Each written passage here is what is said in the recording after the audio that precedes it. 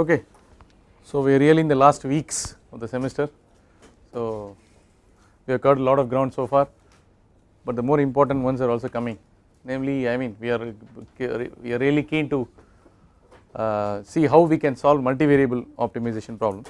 Though a multivariable optimization problem is eventually broken down into efficient single variable optimization problem. Rather, you break it down into single variable optimization techniques, and for solving for each of these variables, you choose a very efficient single variable technique like the Gordon section search or the Fibonacci search and so on.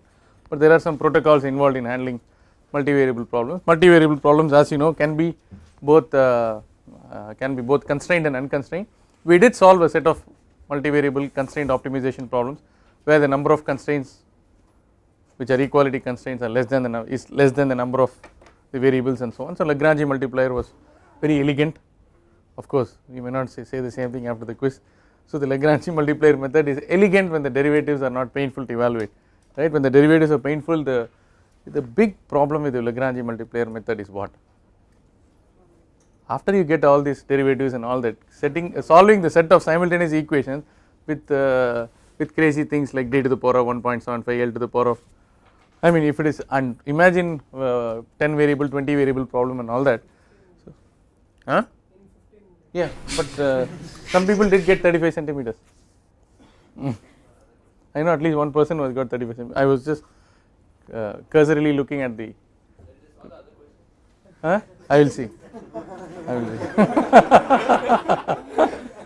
see. As they say, we will see. So we will see. Okay, so Raghav obstructed my train of thought. So the big problem with the Lagrange multiplier, method is, well, you can come up to that. I mean, you can do all this and then finally you are confronted with the system of simultaneous equations. So we'll go up to the derivatives and see if there are some other techniques by which we can get rid of the solution of the simultaneous equations. So which means you will have to search. So which means you have to search instead of trying to solve them simultaneously. You have to search and find out. So you will have a final interval of uncertainty and so on. So multivariable search techniques are very important in thermal sciences because we rarely encounter single variable problems, right? So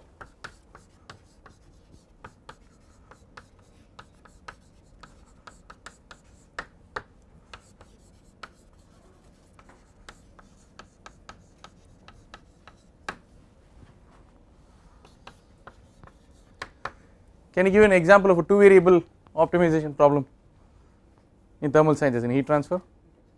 Heat exchanger, what are the two variables generally? If it is a shell and tube heat exchanger? Number of tubes. Okay, now if number of tubes is fixed, length and diameter. Length and diameter of the tubes are two basic parameters. Okay, example heat exchanger.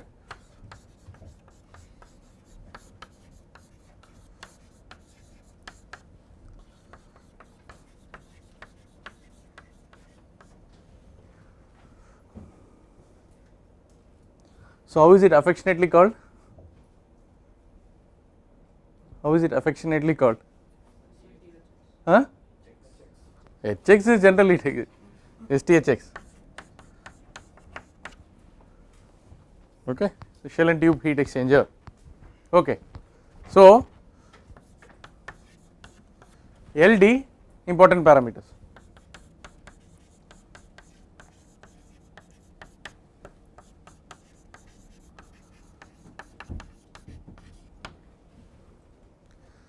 If you recall the quiz problem, even if you have to place tubes inside a shell, you have to allow for the fluid to flow outside, right? And there is a maximum packing density which you have studied in material science, the body centered cubic lattice and all that. There is a maximum packing density, but you don't want the shell side pressure drop to be too much.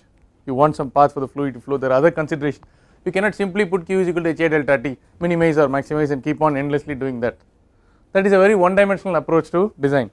Generally other things will dictate. For example, maximum inlet temperature, maximum steam admission temperature, maximum inlet temperature to the gas turbine. Then what is the temperature at which you can let out the cooling water of a power plant? Only 5 degrees more than the temperature at which taken. There are other considerations. So there are considerations other than thermodynamics and heat transfer which will eventually, which have to be incorporated into the analysis. Okay. So these are important parameters. So basically this is a multidimensional problem, correct.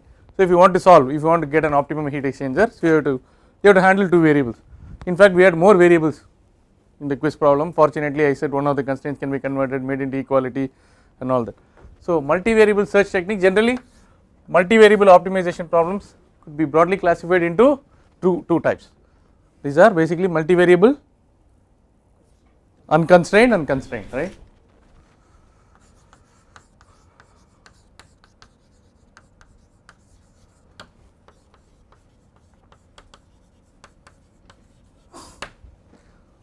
Needless to say, constrained multivariable optimization problems are a lot harder to solve compared to unconstrained multivariable optimization problems. Okay. Now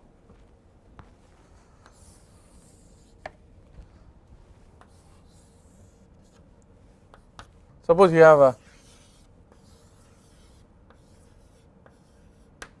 okay, these are iso-objective lines.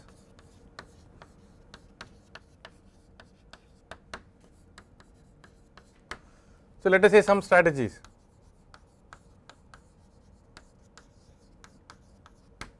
Some strategies for what? First we will take the unconstrained optimization problem and then we will go to the constrained optimization problems are a lot harder to solve using search techniques. Okay, so now if this is a, what are some possible strategies? Just is a two dimensional problem, I mean two variable problem x1 and x2, x1 and x2 can represent the length and diameter of the tubes of a shell and tube heat exchanger. One possibility is to start from somewhere. Now have a grid, we have already seen this, start from somewhere, that is a node P, then you have north, south, east, west, northeast. So evaluate the value of the function at its 8 neighboring points and find out in which direction the rate of change of y is maximum. If you, for example, if this is a, we are seeking a maximum here,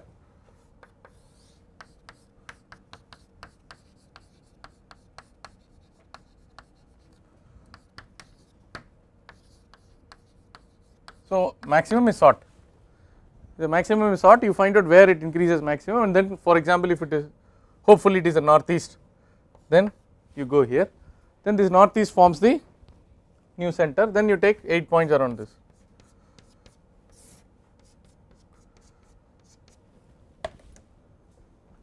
What you can do is, as you go closer, as your y keeps on increasing and the rate of change of y decreases or something, then you can make the grid finer and finer.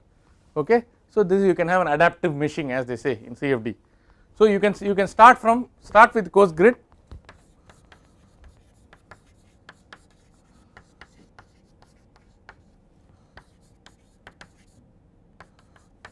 then refine the grid.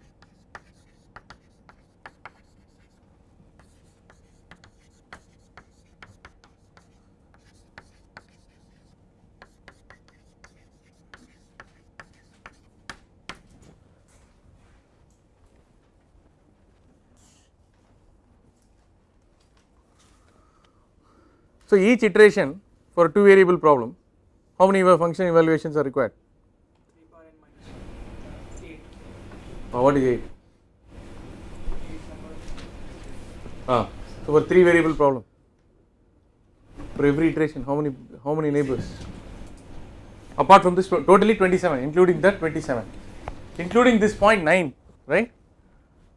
Including this 0.9. So that is like number of evaluations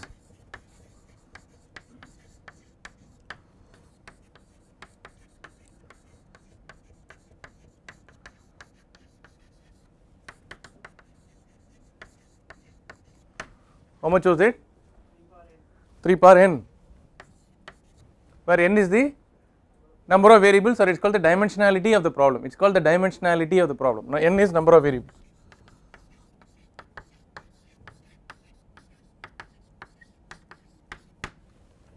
So it is a very costly affair from a computational perspective. computationally it is very costly or expensive. If each of these solution represents a CFD solution or a solution arising from COMSOL or ANSYS or so on, it is terribly expensive. But no Hessian matrix, all that, no difficulty there. Okay, you have to just keep on evaluating, but there is a method in the madness, as they say. So you are systematically approaching. So is it a elimination method or a hill climbing method? It is a hill climbing method. Very good. So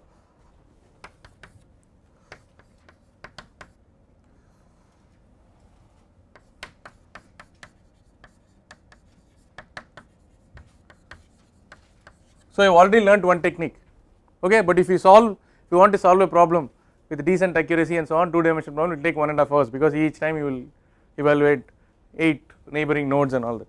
So what is the name? This is called the lattice method. This is called the lattice, I have already told you.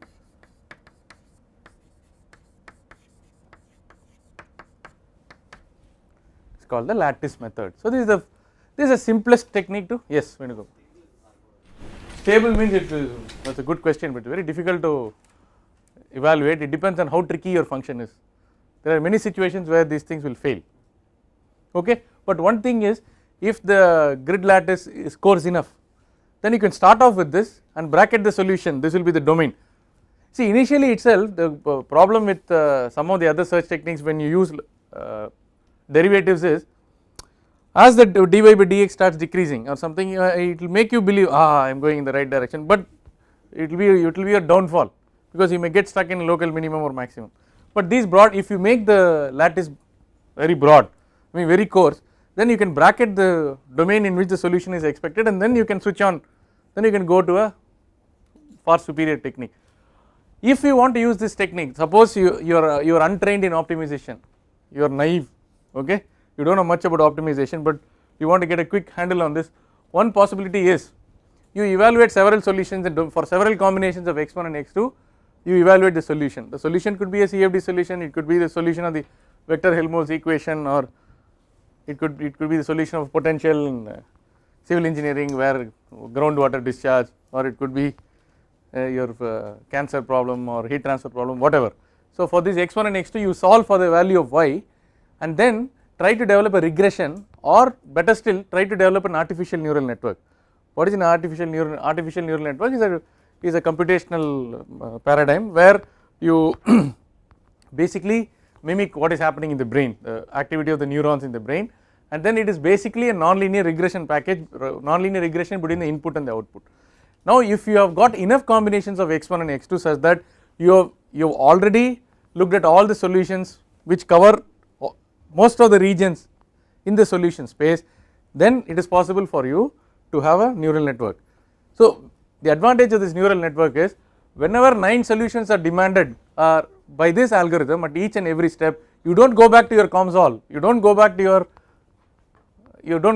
whatever Fluent, you go to your neural network, but first prove that your neural network is fine, and then you start searching. It will be computationally very inexpensive. But for this to happen, two things are required. The neural network must be very robust. So the training must be, so you cannot train in one region. For example, if there is a solution space like this and your optimum is, and if it is really a tortuous function, I mean the function goes up and down, you cannot just train in one region and then try to extrapolate. Training means given x1 and x2, you should be able to get y, okay. So that means it will, without the software, I mean which was used to evaluate y for a given x1 and x2, you should be able to do that. So if the training is broad based, then the neural network will churn out numbers, okay. So this is a standard approach. So this neural network can be combined with any of these things. Neural network can be combined with any other advanced optimization algorithm. So this helps us, this is a new perspective. I mean, so originally we were so busy in trying to solve the Navier-Stokes equation, getting only the heat transfer rate or the convective heat transfer, and we were happy. PhD theses were coming out. My PhD thesis was to get convective and radiative heat transfer in some geometries. That was 16 years back, but now that can be done in 3 months or 4 months. That does not mean that my PhD has to be taken by, at that point at that point in time it was considered contemporary. That is a way, I mean that is a way progress. That is the way progress. As you grow in life, you say what I know is very little. Only if you start reading more and more, you know that what you know is very little. Okay, so long as you have not looked at several things, you feel that we are great. But the moment you go to Science Direct and open International Journal of Heat and Mass Transfer, I feel feverish. So out of 10 papers, there are at least 6 or 7 papers which I cannot follow. We are all professors sitting in the heat transfer lab. I mean, the field has expanded so much. So if you want to keep pace with what is going on, I think you have to be constantly at it. You have to be on your toes. There is no point. I mean, there is no retirement. Like I wrote JE, I can retire. I have cleared BTech. It does not work that way. Okay. So why did I say all this? No. There should be some artificial neural. This I should be out of my mind too. There should be some connection. There was a time when getting the Nusselt number itself was considered. I have not reached the stage yet where I start speaking incoherently. Okay, so there was a point in time where solving the Navier-Stokes equation you are considered as a king, but not any longer. We all used to develop codes. I wrote my own finite volume code in Fortran, and then there was this thing we had to give the job from here. The printout we have to wait at 8 o'clock in the morning from the computer center, and then we have to process it and get the plots and see. You will run for 3 days, and finally there will be some wrong command, and everything will be wrong. You will get up in the middle of the night and so so if that does not happen, you can't get your I mean, you have not done your project well, or the idea is to become restless. The idea is not to get sleep and all that. And again, I am digressing too much. So okay, now if you want to optimize a heat transfer problem, still it is computationally expensive to repeatedly evaluate those. Repeatedly evaluate. We call it as the forward model. Forward model is given the input conditions, you get the value of y. Y could be temperature, Nusselt number, whatever. Now you club it with the neural network, this will work fine, right? So this is basically the lattice method. But now do you think that some improvements are possible?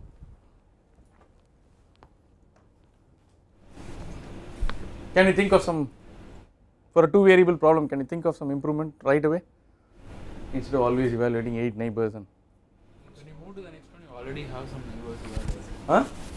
Move to the next one, you already have some. First evaluate the previous maximum point. Like if the previous maximum was not reached, evaluate that first. Oh, you are so he is talking about a memory based algorithm where in the previous direction it is going in some particular, I do not know whether it will work always, but maybe it is a good starting point. But now can we solve for one variable at a time?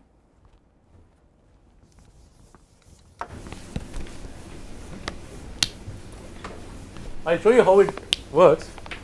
This is called a unidirectional search.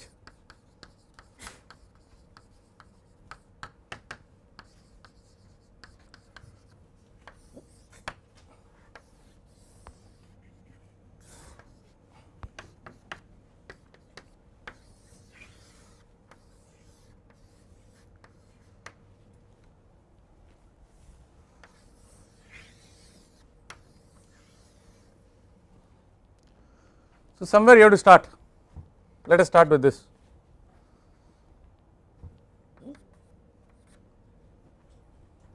What do you think we can proceed?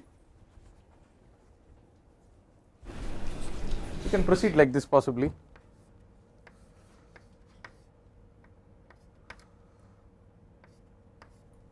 Something like that, right? That is, what you do is you keep x1 fixed and try to fit a.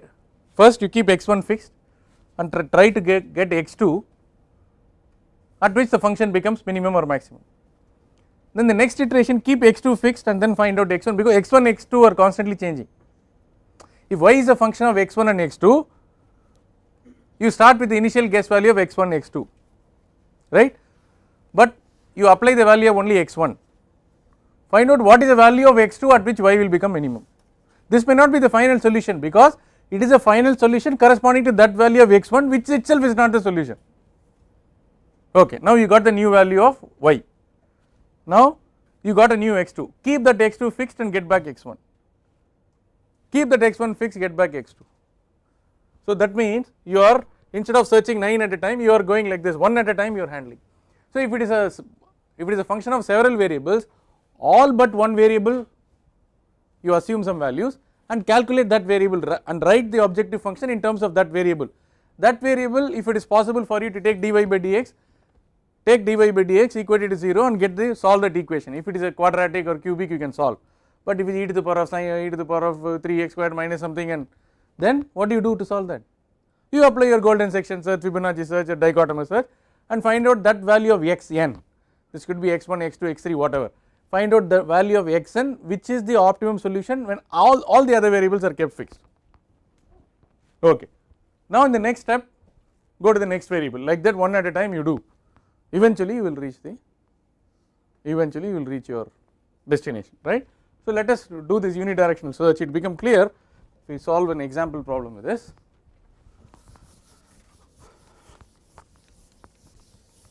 Okay, so we can say this is solve for one variable at a time.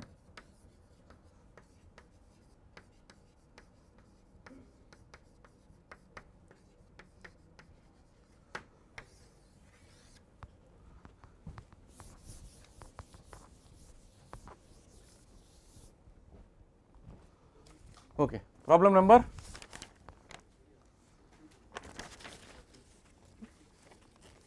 36. Okay. Optimize y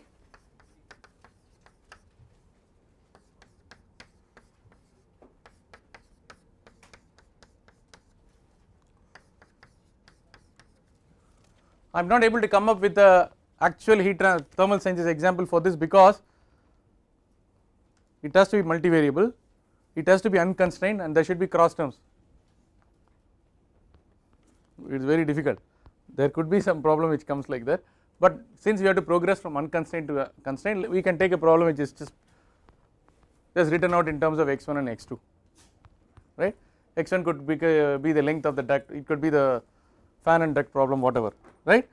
So the problem is, consider the problem of optimizing y is equal to 8 plus x1 squared by 2 plus 2 by x1 x2 plus 6 x2 subject to the condition x1 x2 greater than 0.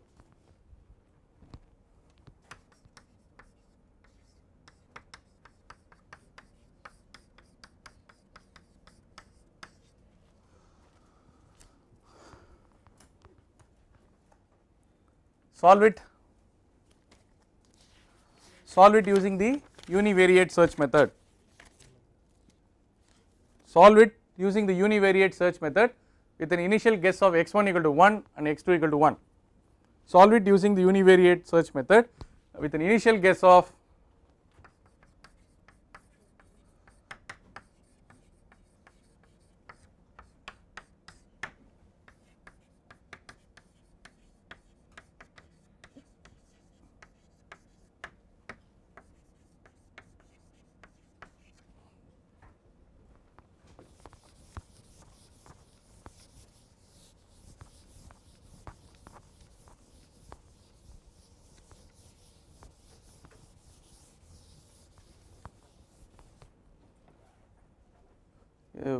many of you are having starting trouble, right?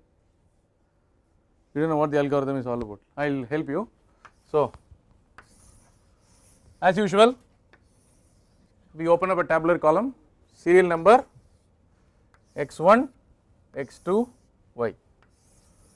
Needless to say, you have to come up with your own stopping criterion which is rational and reasonable. Okay, serial number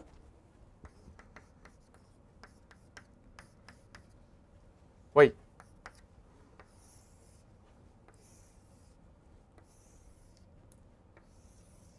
This is fine. What is the algorithm? So dou y by dou x1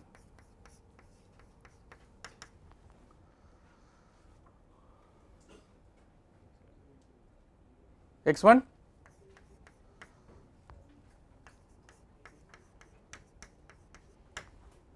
fine, dou y by dou x2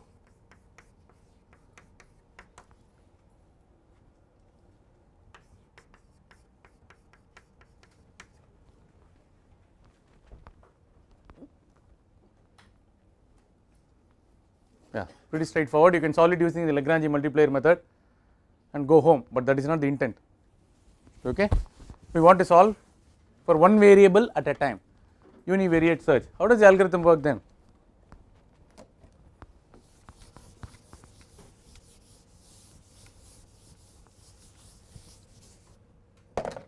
Anyway, so we want to make dy by dx1 equal to 0, right? We want to make it stationary, right? So for this, now this becomes x1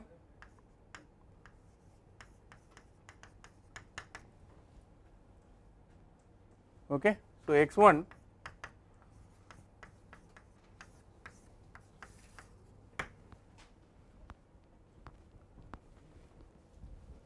correct. So this is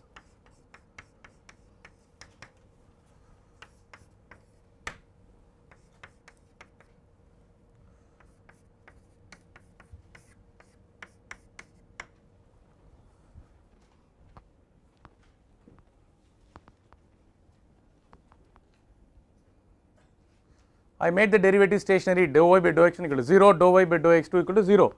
So the first one, it results in x1 equal to 2 by x2 to the power of 1/3. That means in any iteration, if I have x2 using the dou y by dou x1 equal to 0 or making y stationary with respect to x1, I have an opportunity to calculate x1 in terms of x2. Once I calculate that x2, I can substitute in the other equation, which helps me to calculate x2 in terms of x1. Is that correct? Fine. Now please start. So we start with 1, given x1 you have to use this equation to get x2. What is the value of x2?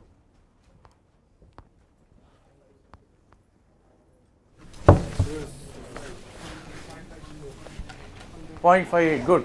For that y, don't be lazy, please calculate the value of y.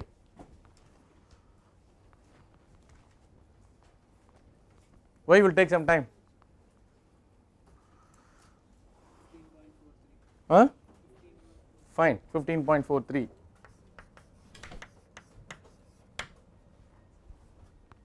Now using this value of x2, go to equation 1 and get the value of x2. Go to get the value of x1, sorry. Yes, Vikram. If you take the first equation, x1 is equal to 2 by cube root of 2 by x2, you can instead write x2 is equal to 2 by x1 cube. But that will give Gadbad, no, long time back. We don't want to have hype. Same funda we use in system simulation. We want to put fractional powers to keep everything under check. If you want to go ahead with the other information flow diagram, which means the first equation is used to calculate x2, the second equation is used to calculate x1. I don't know whether it will converge. Maybe it converges, I don't know. Generally I would like to put fractional powers, right. Now take the value of 0.58 and insert it into equation 1. So we will call this equation 1.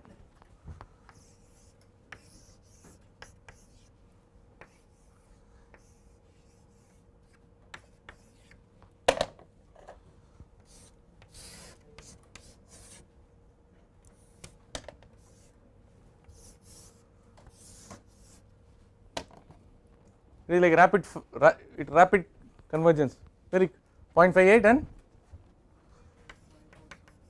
huh? No.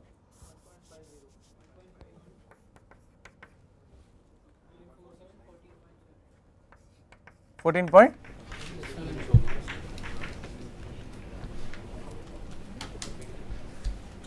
This is a minimum, right? We are seeking a minimum. Yeah, x1 and x2 are in the denominator. Okay. They are also in the numerator, but we already checked. Now take the value of 0.7 and come again. 1.2. Good. And 0.45. This is easy, no? I think everybody is following. One variable at a time. That's all. Vipin, you are able to follow? It will converge in another 2 iterations, don't worry.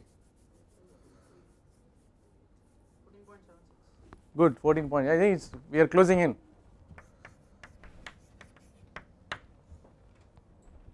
And with 0.45 you get x1. 1.64. 0.6. Point? 0.45. 14.74.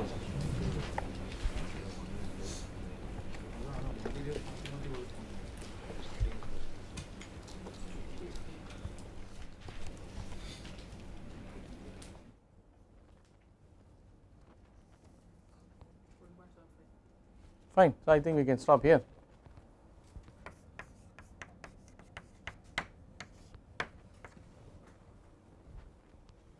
Okay,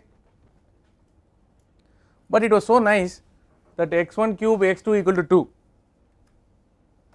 Sometimes this could be x1 3.5 x2 minus x1, it will be, and then it will become a big chore.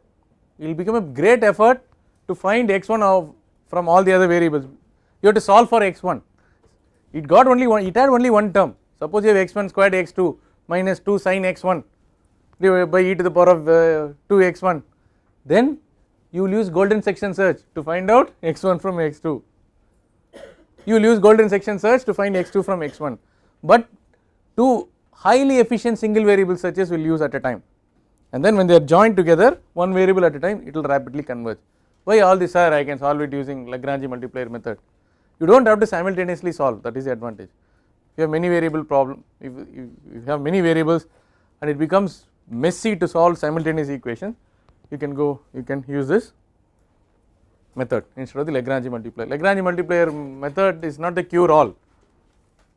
It is not a universal cure for all optimization problems. Okay. Though we saw how to use Kuhn-Tucker conditions, how to handle inequality conditions, all that. That's why Lagrange multiplier is always taught first in an optimization course, because that puts things in perspective. It's a very powerful technique. It's nice to show it in class and ask questions in the quiz and all that if it's 2 or 3 variables, but beyond that it's very difficult. That's why search techniques have evolved over time. Okay. So this technique is also constrained by the differential. I mean, it should be differentiable. yeah, it should be differential, or I will numerically evaluate the difference. I will numerically get dy by dx. It is possible, no? If I have several CFD solutions, numerical differentiation I will use. If you do not like then all this, then you have to go to genetic algorithm, simulated annealing. I mean, we are going to look at all that in the last week. Okay, but it is slight, though it also employs derivatives, it is better than Lagrange multiplier, because you do not have to invert a set of you do not have to invert a matrix or use Gaussian elimination. You do not have to simultaneously solve, you are sequentially solving. Okay, fine. Now we will stay with this problem and then look at other methods. So you have learned two methods, right? The lattice search, though I did not give you example, and the univariate search. The next is one of the most powerful method called the Cauchy's method.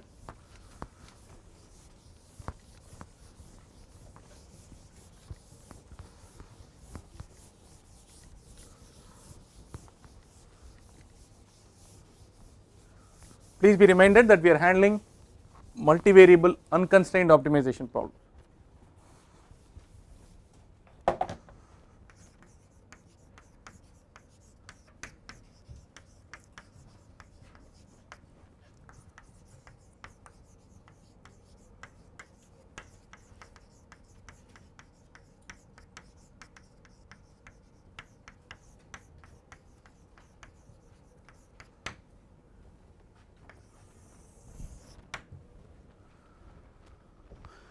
Cauchy's method, also popularly known as the steepest ascent or the steepest descent, is a very powerful technique. If you start far away from the optimum, you will converge rapidly, but as you get closer to the optimum, it becomes very sluggish. Okay. Needless to say, because of the name, method of steepest ascent or descent, you know that we are going to use information on the derivatives. So we are going to use information on the derivatives in order to develop the algorithm. So you know that if you have if y is a function of x1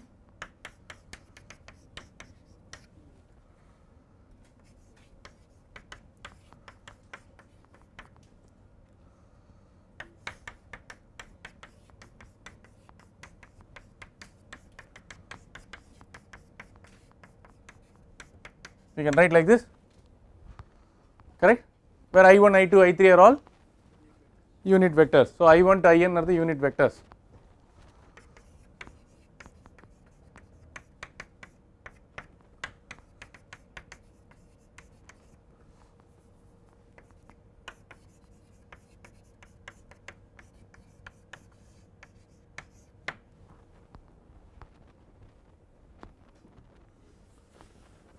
The maximum rate of change of a function occurs in a direction which is orthogonal to the curve that we already seen. For example, if you have a function like this, you are looking at something which is orthogonal. In fact, we demonstrated it graphically for the Lagrange multiplier method. So that is why, so this orthogonal direction is given by the gradient vector. Okay. So from vector calculus,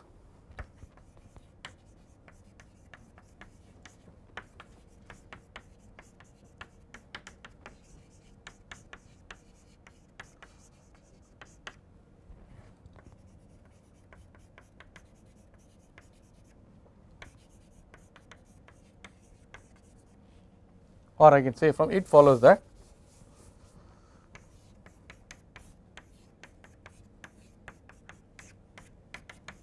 I will prove it after some time.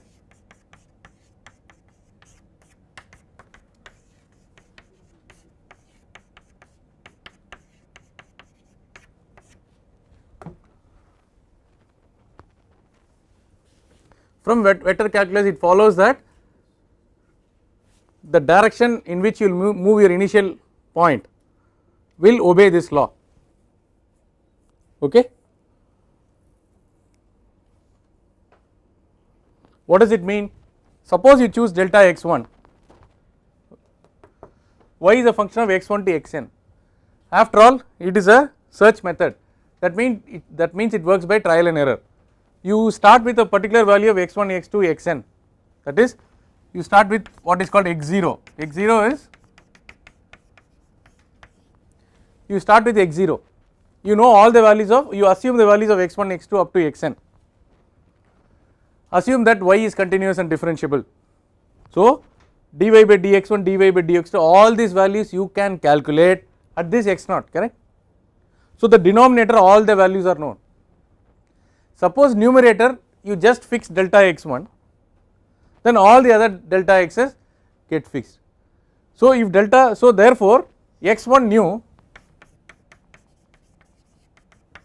x1 old plus delta x1, like that you can get all this. Now you can get x1. Anyway, since from vector calculus you know that this, when you are orthogonal to the iso-objective line, there is a maximum rate of change of the function. If you follow this, then you are moving along this direction. But there is a problem in this. What is the problem?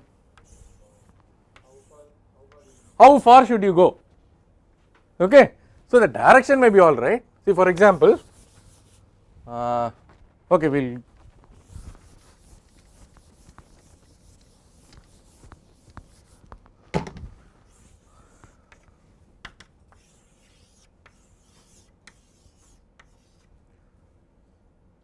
so let us say you start like this.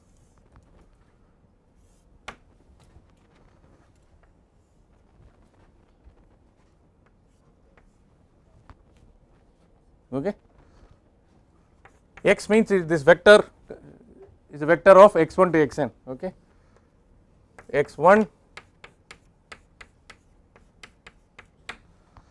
Now this only gives you that this is the direction of movement.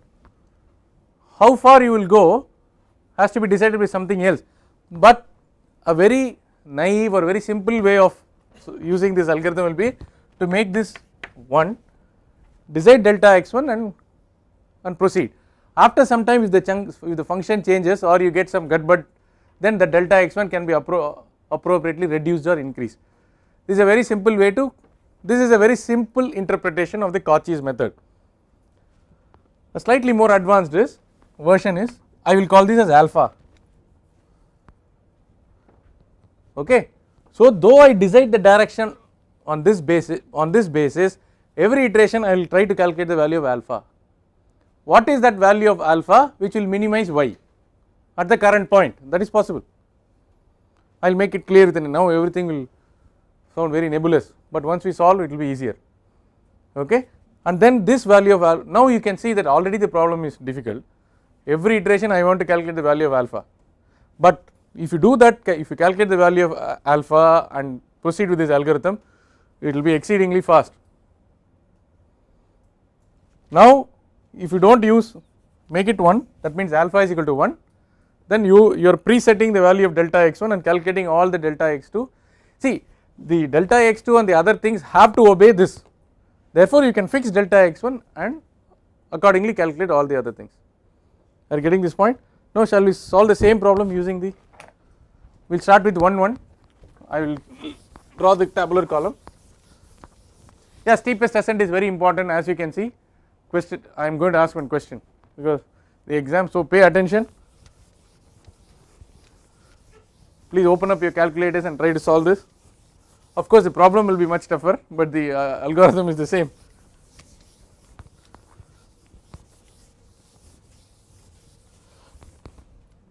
Some people can look at it and already see that further developments are possible. I will come back to the developments after the break, but now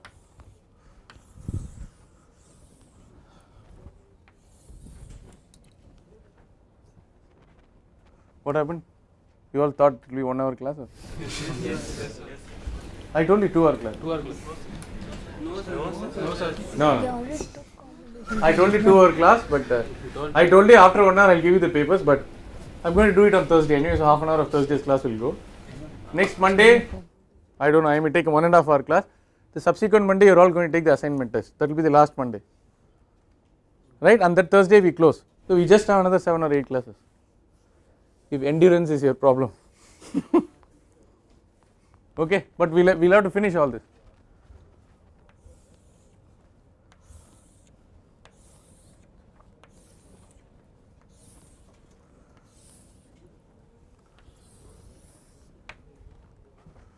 So serial number, we will close by 2:30, okay. Let us see, if you are able to finish this steepest ascent, steepest, we can close. Huh? What happened?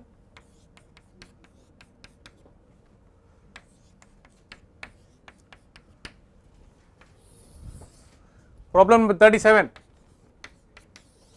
revisit problem 36 and solve it using the method of steepest descent. So you can write down problem number 37, revisit problem 36 and solve it using the method of steepest ascent or descent. Steepest ascent is for maximization problems, steepest descent is for minimization problems, okay.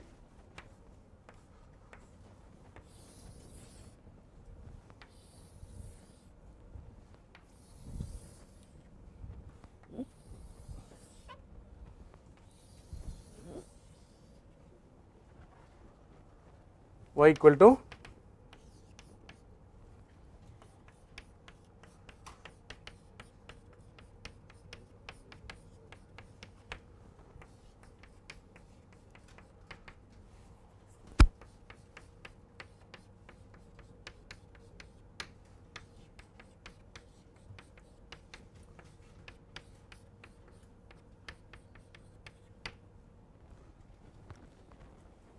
see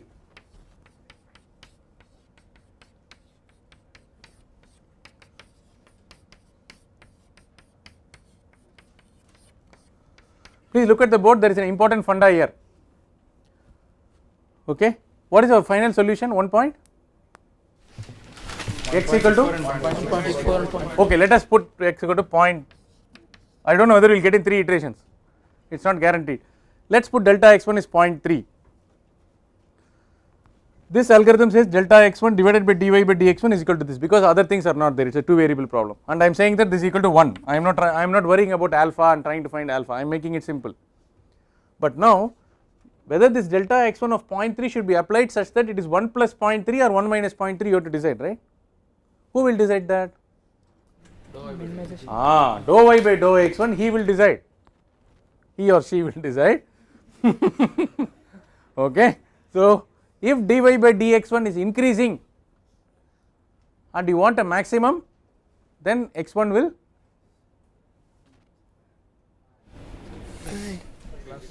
if dou y by dou x1 is positive, then this 0.3 will be added to x1 or subtracted from, if you are seeking a maximization, added. But if dy by dx1 is increasing but you are seeking a minimization problem, then this once you have taken care of this left hand side, do not worry about the sign, whatever you get dy by dx2, the sign you hold on to that sign and then appropriately decide delta x2, do not mess it up, otherwise you will go in an endless loop, you will not, ultimately dy by dx1 dy by dx2 must come very close to 0, isn't it, and x1 x2 should not change much. If you make that mistake, the algorithm itself will tell you hey you are making a mistake. Okay. Now dy by dx1 you can calculate at 1 1, get delta x, so delta x1 you can fix it at 0.3 to start with. It does not mean that it has come from heaven, it is frozen and all that. After some iterations you can make it 0.2, 0.1, whatever, but if it is 0.1 then it will take a long time for us to complete, so I made it 0.3. Yes, see, so this only tells you how delta x2 should change in relation to delta x1 and the first derivative, but whether this delta x1 should be added to x1 or subtracted from x1 depends on the nature of dy by dx1. Not only does it depend on the nature of dy by dx1, it also depends on whether you want a maximum or a minimum. If you are seeking a maximization problem and dy by dx1 is increasing, then next iteration 1 will become 1.3. If dy by dx1 is increasing, but if you want a minimization, if you are looking at minimization, next iteration will be 1 minus 0.3, is it clear? And then left hand side you keep it, right hand side delta x2 minus or plus whatever it comes out of this relation, put it directly. This manipulation you do only for delta x1.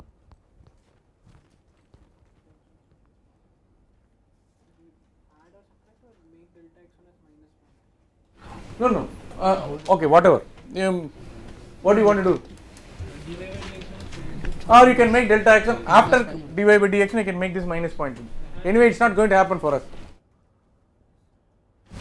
The delta x1 is, your answer is 1.6, no?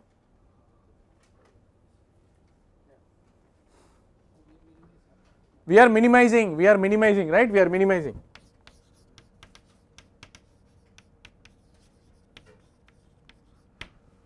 What is dy by dx1 at 1 1? Minus 1 and 4. So what is this fellow? Minus?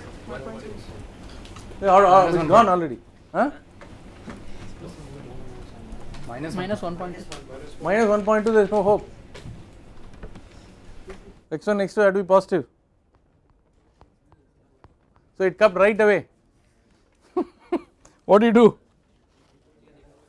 Delta x1. Very good, I also did that. So you can't go home, 0.1.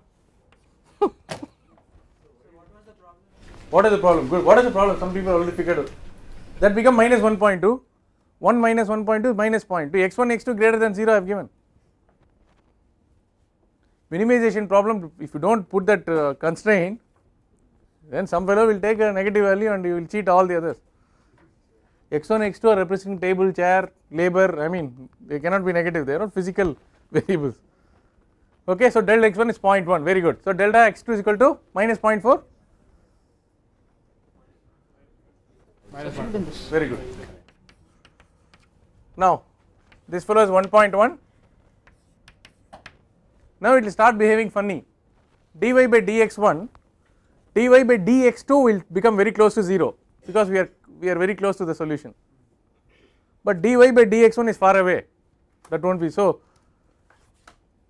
Actually, after 8 or 9 iterations, it does not converge. Anyway, I have already done it. I want you to know why. I want you to know why the Cauchy's method sometimes will fail. It looks very impressive and simple. If you are far away from the optimum, suppose you started with 5 or you started with 6, it will quickly come to 1 or a point. Between 1 and 1.6 it will struggle.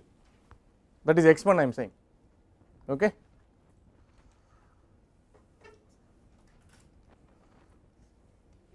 So you complete the second iteration.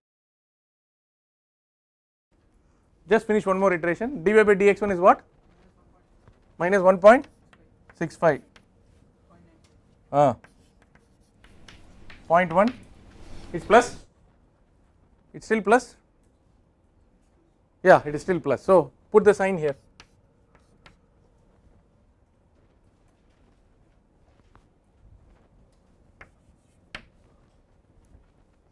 Minus 0.06. so 1.2 Yeah, we will stop here.